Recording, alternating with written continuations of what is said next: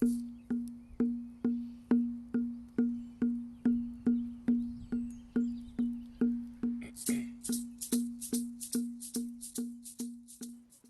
we get into it, I want to take a moment to honor my ancestors and those who survived so that these conversations could continue.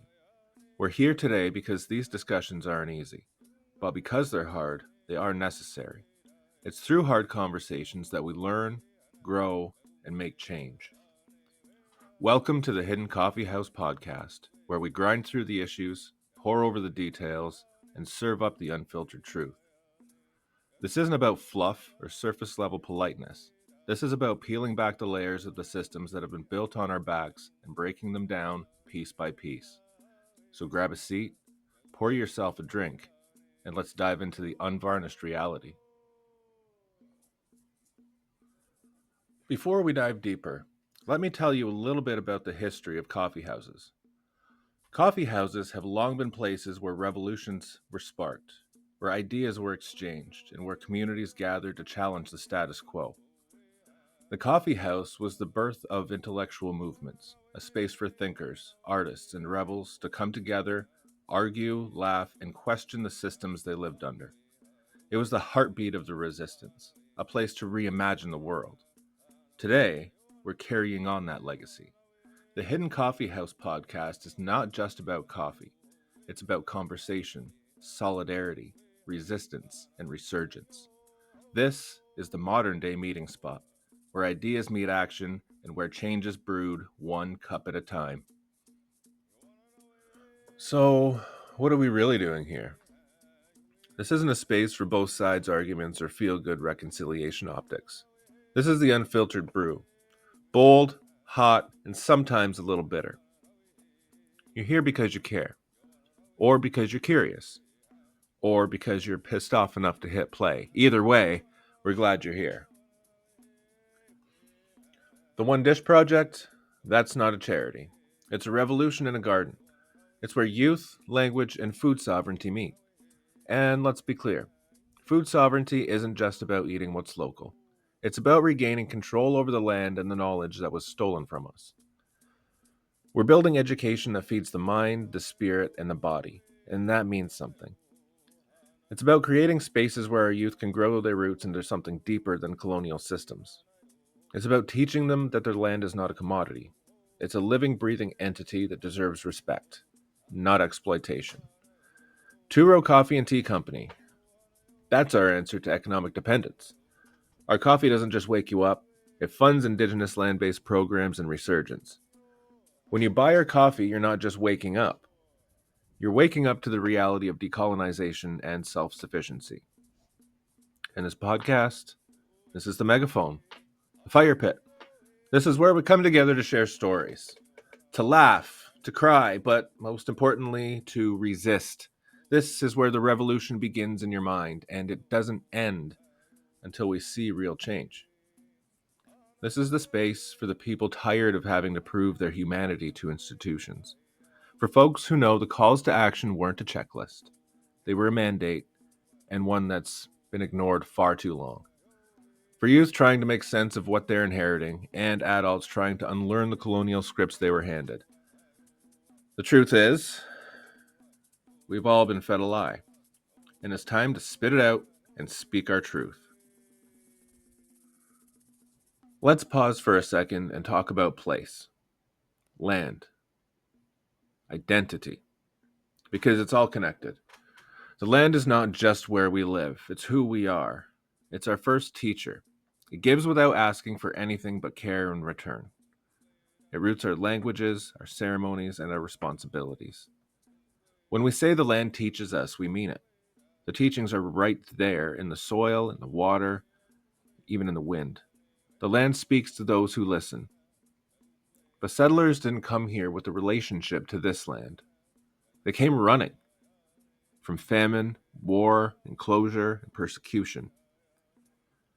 But when they arrived, they didn't seek to learn from this place. They sought to remake it into the image of the places they left behind. They thought they could control it, mold it to their desires. And they built systems, legal, political, economic, that just don't belong here. They don't nourish.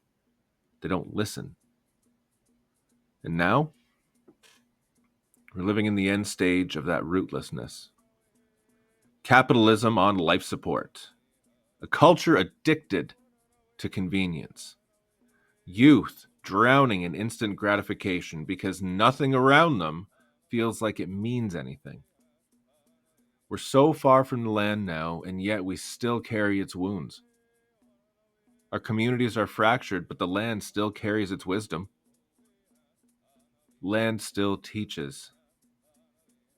If you listen, if you slow down, if you remember who you are in relation to the world, not in dominance over it.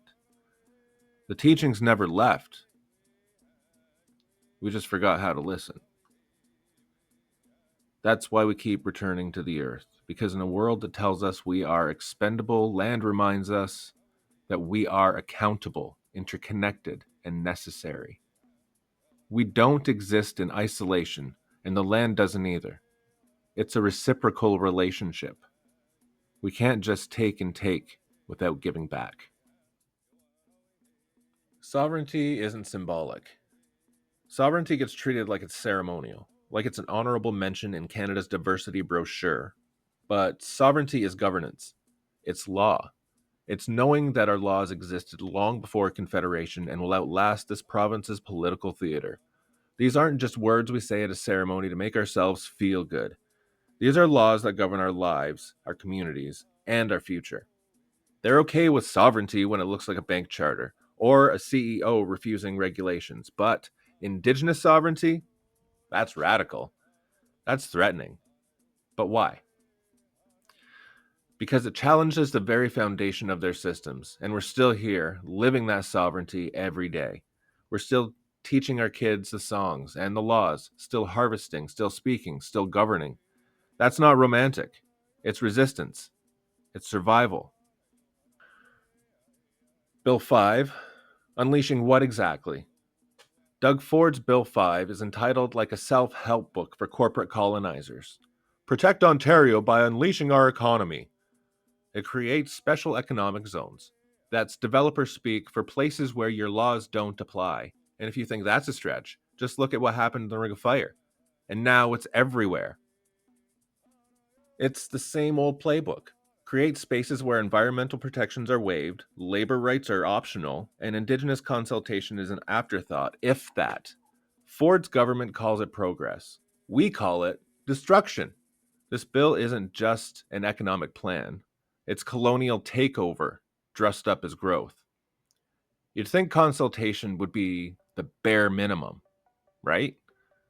But Ford treats consultation like it's a bureaucratic speed bump. They don't want meaningful dialogue. They want silence, or at most, a scripted engagement session with muffins. This is about getting their way no matter who they hurt along the way. Bill 5 is a direct threat to Section 35 rights, and beyond that, it's a moral failure. Because when you greenlight destruction in the name of profit, what you're really saying is Indigenous lives, lands, and waters, they're collateral damage. And we know that, but the world needs to know that too. And let's not pretend Ford's attacks stop at the land. He's gutting schools too. Thousands of education jobs cut. Curriculum writers, especially those focused on Indigenous history, ghosted. Mental health supports shrunk. This is strategic. Colonial control doesn't just happen in legislation, it happens in lesson plans. If you control what kids learn, you shape what they believe is real. If a student leaves school never hearing about the Indian Act, the past system, Oka, or the Wet'suwet'en standoff, that's not accidental. That's design. This is how they continue to control the narrative. And it's why we keep fighting to build our own systems, where the truth isn't just a unit in grade 10. It's the foundation from day one. Let's talk about some of the biggest offenders. Let's start with Doug Ford, a man who treats wetlands like a scratch and win ticket. Doug's approach to governance is simple. If a corporation wants it, it must be good. If a community opposes it, they must be radical. He'll smile in front of the cameras, talk about the great work he's doing for Ontario, while the real work is bulldozing through the land and selling it to developers for pennies on the dollar. Doug Ford's a man with the memory of a goldfish. You know, he's been caught lying so many times I can't keep track. He claims to care about Ontario's future, yet the only thing he's securing is a future of environmental destruction, inequality, and corporate greed. A guy who treats the Greenbelt like his own personal real estate market. A man who could not care less about the land, the people, or anything but the next line on his campaign agenda. He made a deal with the devil and now he's cashing in on it while trying to make us all foot the bill. And let's talk about his so called education reform. Doug Ford took Ontario's education and wrung it like a dishcloth. He gutted it, squeezed out any meaningful support for teachers, students, and Indigenous communities, then he smiled like he'd done us all a huge favor. This guy is the same person who made teachers fight tooth and nail for their rights, and now we've got overcrowded classrooms, a shortage of resources, and mental health supports that are as thin as his political spine. Ford doesn't care about the next generation of kids.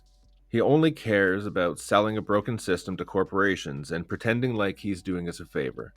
His version of education? Just another tool for assimilation, for erasing history and making sure we never learn the real truth. That's not education. That's extraction. Now, let's move on to Pierre Poilievre, the Maple Mega man himself. This guy, the master of theatrics, forced a by-election just to cling to relevance like a raccoon digging through Tim Hortons trash. And why? Because Pierre's a man who talks about freedom, unless you're Indigenous, poor, trans, or God forbid, someone who wants billionaires to pay their fair share of taxes. Also, the free rent in a mansion with a full staff. He loves to scream about freedom, but that freedom comes at the expense of everyone else. Polyev talks a big game about fighting against gatekeepers, but look closer and you'll see he's building gates everywhere. He's all about freedom unless that freedom threatens his status quo.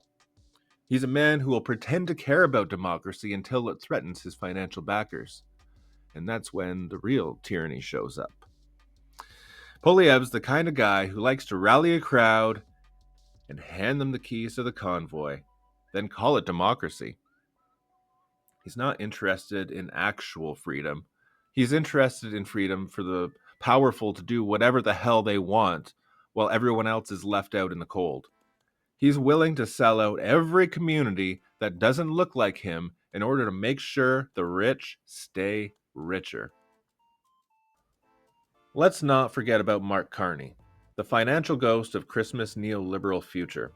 This guy's a smooth talker. He champion of Bill C-2, which quietly erodes the Jay Treaty and threatens Indigenous mobility rights under the guise of strong borders. Mark Carney's just about as trustworthy as a fox in a henhouse, and his polished speeches about global growth are just thinly veiled attacks on Indigenous sovereignty. He loves the idea of strong borders, but the only thing he's interested in is securing wealth for the elite while crushing the freedoms of everyone else.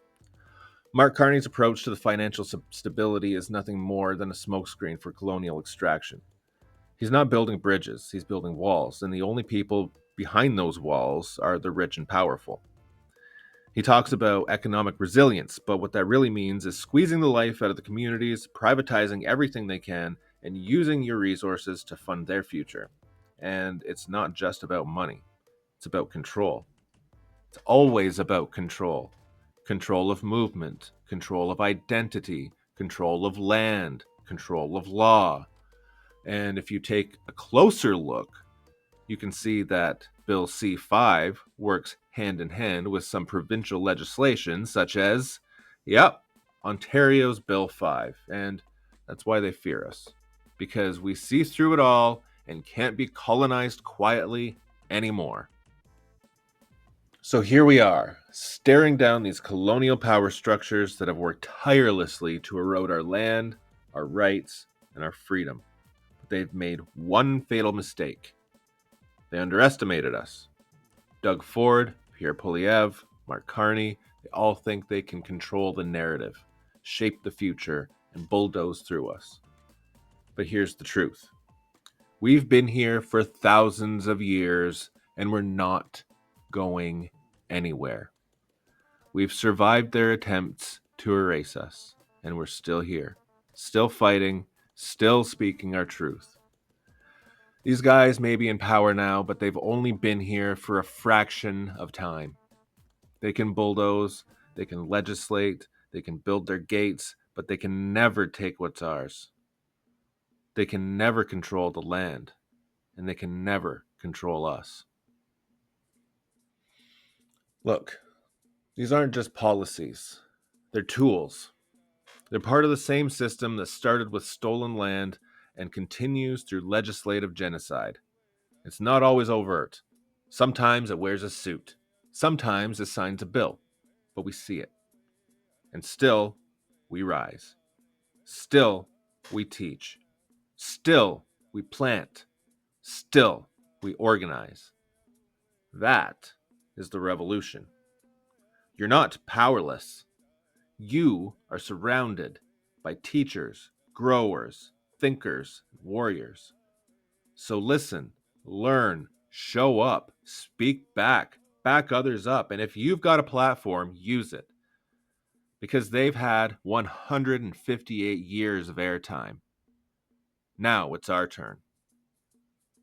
That's it for today's pour, and if you've made it this far, thanks for sitting with it. This episode isn't about wrapping everything up in a neat little bow, it's a beginning. A first pour of what's been simmering for a long time. And maybe you're feeling angry. Maybe you're feeling seen. Maybe both. Good. That means it's working. This podcast isn't for decoration. It's not here to perform or ask permission. It's here to speak clearly about what's happening on these lands and what we're going to do about it. Coming up next, I'll be in Toronto for a conversation between Bruce McIver and Pam Palmater, two amazing minds talking about Bruce's new book, Indigenous Rights in 1 Minute. I've read about a third of it so far, and it is excellent. I'm looking forward to hearing them speak about it, and I'll bring those reflections back here to this space for us to unpack together. We'll also be talking about what land back really means beyond the slogans. We'll look at Ontario's Bill 5, Canada's Bill C5, and how both of them continue the pattern of writing oppression into law. And yeah, we'll talk about that math proficiency test for new teachers too, because gatekeeping isn't just about tests. It's about power. We've got guests coming soon, people who live these fights, teaching through them, organizing around them. So stay with me. This is not going to be a passive show. You'll be asked to think, feel, and maybe even act. Resistance doesn't need to be loud, but it does need to spread. Until next time, stay grounded, stay sharp, and never settle for watered down.